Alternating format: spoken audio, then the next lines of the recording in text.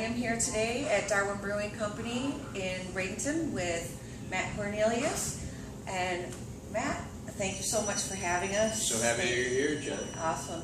So let's get started with this. Sure. Tell me a little bit about why you got into it, and tell me a little bit about Darwin Brewing. Sure. Well, I actually am a former attorney from Chicago. So people ask me how I got into craft beer. It's an interesting story.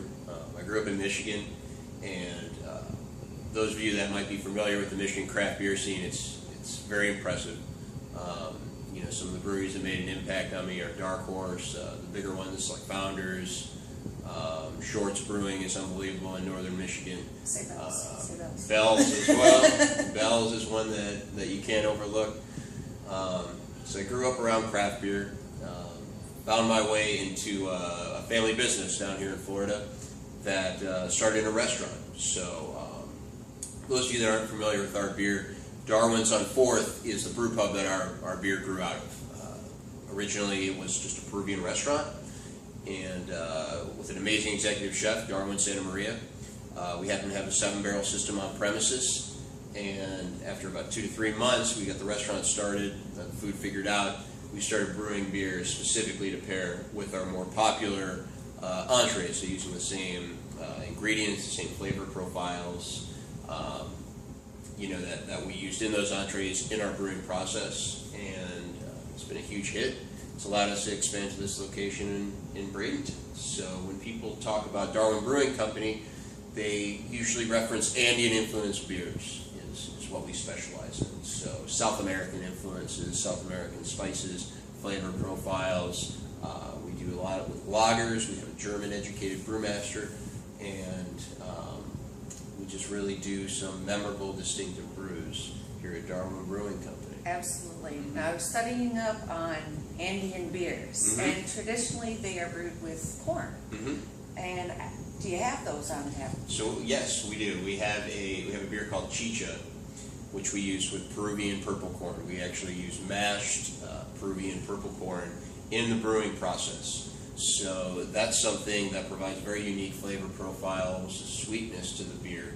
So we call it an Andean ale. It's one of our specialty brews, actually, that we just kicked last night. So it's not available right now in the tap room. We can never keep it on, but we've become known, at least locally, for our Chicha, which is brewed with Peruvian purple corn. Also, we use a lot of plantains, for example, in some of our beers. We have a beer called Chapo, which is brewed with mashed sweet plantains. Just another example of what makes us unique, the Indian influence that we use in our brews. So. Absolutely. And you've got a lot of fun things coming up. We were talking earlier. The place is amazing, and I'll take you through there, the back behind the scenes in a minute. But why don't you tell us a little bit about what we're going to see back there? Sure. So this is our tap room in Bradenton. So I say we grew out of our brew pub in Sarasota, which we did. It's located in downtown Sarasota. The brew pub is called Darwin's on 4th. This is the Darwin Brewing Company tap room and production facility. So when you're looking for our beers, hopefully you will be, they're under the label of Darwin Brewing Company. This facility is a 15-barrel facility.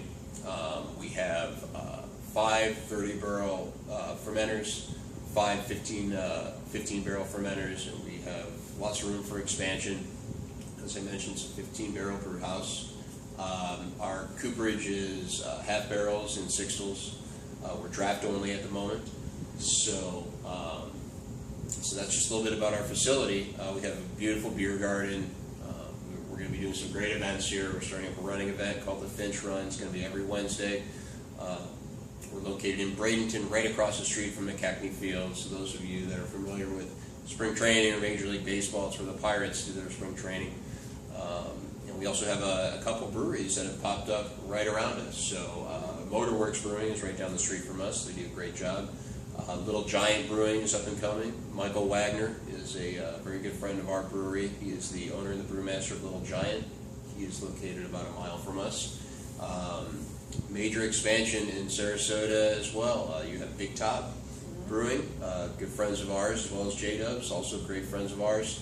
So when it just comes to our facility here and the surrounding area, craft beer in the South Tampa, Bradenton, Sarasota, Manatee, Sarasota County areas is really starting to take off. There's some great quality beers here, and we're just very proud to be a part of it. Right. Proud that our facility is a part of it. So. This area is really booming with breweries, and it's been named the #1 beer destination area, Right. which is fantastic for me. Easy to get around and interview people. Yeah. And I want to. So since the Pirates play here, I'm assuming that the Pirata Lager is named in honor of them. Which I happen to be drinking right now. The Pirata it's actually Pilsner. Oh, Pilsner, sorry. Yeah, no problem. The Pirata Pilsner is, we draw our influence from the community in which we're located. The Pirates are a staple of Bradenton. Our brewery is literally on top of. I'm sure you'll see when you get a tour of our facility. It's really literally across the street from where they happen to play. So that's where we drew inspiration for the name Pirata Pilsner. The Pilsner is an amazing beer. It's a great foundational beer. It's something that we offer maybe the novice craft beer fan, or possibly somebody that is just looking to try their first craft beer. Right. Anyone comes to the bar and ever asks say, hey, I've had Bud Light my whole life. Pilsner is a great foundational, transitional craft beer. Right. That's perfect for someone like that, and also great for the most sophisticated craft beer nerd as well. And well, I tried it the other day, and I'm not a big Pilsner fan, but it didn't have that Pilsner-y, like metallic flavor Right. that I associate with Pilsners. Mm-hmm. So that was a nice surprise for me. Mm-hmm. That getting that, it was very subtle, very light, very crisp. enjoyable. Mm-hmm. I really enjoyed it. That's very good. I did want to ask you about some of the other names that I was trying very hard to pronounce at home. Yeah. I'm assuming that those are Peruvian names, and if you could explain a little Sure. bit. So one of our beers, we have two, I would say, trademark beers. Maybe not necessarily the highest volume beers that we sell in the market, but they're very unique beers, and they're very unique to our story. So one of them is called Ayahuasca. I'm sure which that is was one of them. So some of you might be familiar with ayahuasca, others not so much. But ayahuasca is a hallucinogenic root that's found in the Amazon that locals will ingest to go on cleansing journeys, and also kind of become enlightened. It's similar to calling a beer peyote. Okay. If There you're are talking no, about the there's American no Southwest. drugs in your beer, though, right? No. Okay. No, not in the beer we serve here. No, there's no drugs in ayahuasca, but ayahuasca is a great example. It's a Belgian double, 8% ABV, very drinkable, very malty, toffee flavor, hints of bubblegum, which our brewmaster hates for me to say because I don't want people to think of a bubblegum flavored beer, but the yeast strands combine to give a light taste on your palate. Ayahuasca is a very unique beer that is one of our staple beers, and it's a beer we get a lot of questions about. And lots of times people can't pronounce the name, but it's funny, when we're out in GABF, Denver's the kind of town where people see ayahuasca and they know it, and they run to the booth like, oh, ayahuasca, I need some ayahuasca. But not so much in Bradenton, but people are learning about it. Right. Another is Charapa. It's our spice porter, one of our more known beers. Right.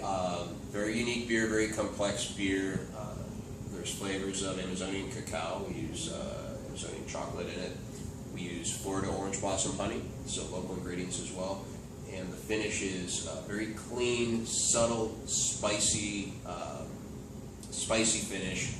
And that spice comes from ají charpita peppers, which is the yellow pepper found in the Amazon that we actually bring with us back from Peru. So we call it charapa as just a modification of charpita.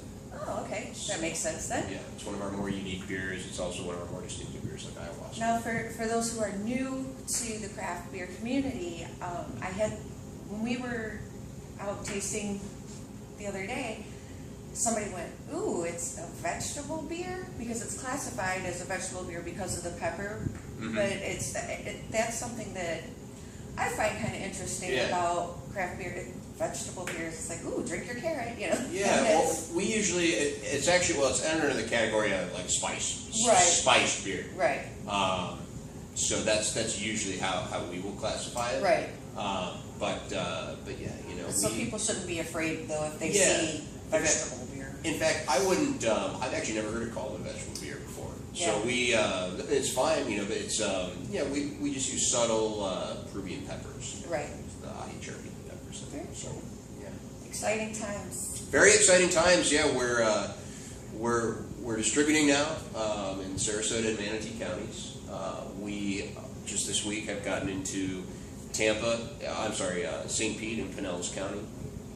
In 2 weeks we'll be in Tampa, and hopefully very soon we're looking beyond our backyard here. But one thing at a time. I mean, we love the community we're in, and we're just thrilled to be making great beer. And at the end of the day, you know, you can talk about names, you can talk about ingredients, you can talk about facilities, but you know, we know it's all about the beer. It's just all about the quality of the beer. That's what our business is about. It's just about putting our heads together with our chef, with our brewmaster Jorge Rosabal, just to make the best possible, unique, memorable local craft beer that we can, and just sharing it with the rest of the world. So. Right, and I also, on your website, I like that when you look up the beers, that it shows you what Food foods pairings. pair well with the beer. Mm-hmm. And, you know, whether you're at Darwin's on 4th or here, or I'm at home, Mm-hmm. I can go, oh, well, I'm going to have some calamari with this because it'll pair well, which is something that people normally think of in terms of wine and food pairings. Mm-hmm. That red wine goes with steak, and so that's kind of a developing area for craft beer, Absolutely. which that's phenomenal. Absolutely. Because it shows that it's not just, you know, sitting, and no offense to tailgate sitters, but you know, sitting on the tailgate having a can of beer. Mm-hmm. It's developed into an art form and to a passion, and that's, for me, I think that's one of the most important things. Well, thank you. That's one of the things that we put a lot of time into. It's great having an executive chef caliber of Chef Darwin Santa Maria, you know, around to be able to offer his input. You know, the beers stand on their own.